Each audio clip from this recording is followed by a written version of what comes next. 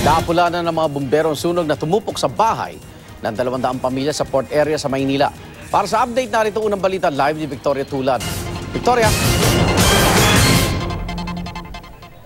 Igan, 6:36 ng umaga ay dineklara ang fire out ang sunog dito sa port area barangay 650 sa Maynila. Nagsimula itong sunog ng ilang minuto bago mag-alas 4 ng madaling araw at agad itinaas sa 5th alarm. Sa ngayon, nakaantabay lang ang mga residente na nasunugan. Humigit kumulang 100 bahay ang nasunog at 200 pamilya ang naapektuhan ayon kay Bureau of Fire Protection Chief Inspector Marvin Carbonell. Sabi ng ilan sa ating mga nakausap, hihintayin daw nila ang abiso ng mga opisyal ng barangay kung may mapaglilikasan sila.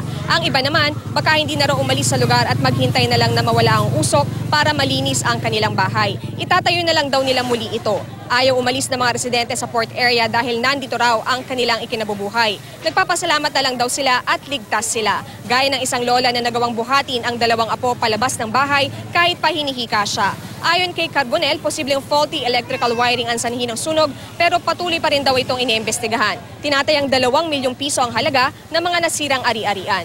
Igan, huling nagkaroon ng sunog dito sa port area noong 2015 at umabot ito sa Task Force Bravo. Yan muna ang latest mula rito sa Maynila. Balik sa inyo, Igan. Maraming salamat, Victoria Tulad.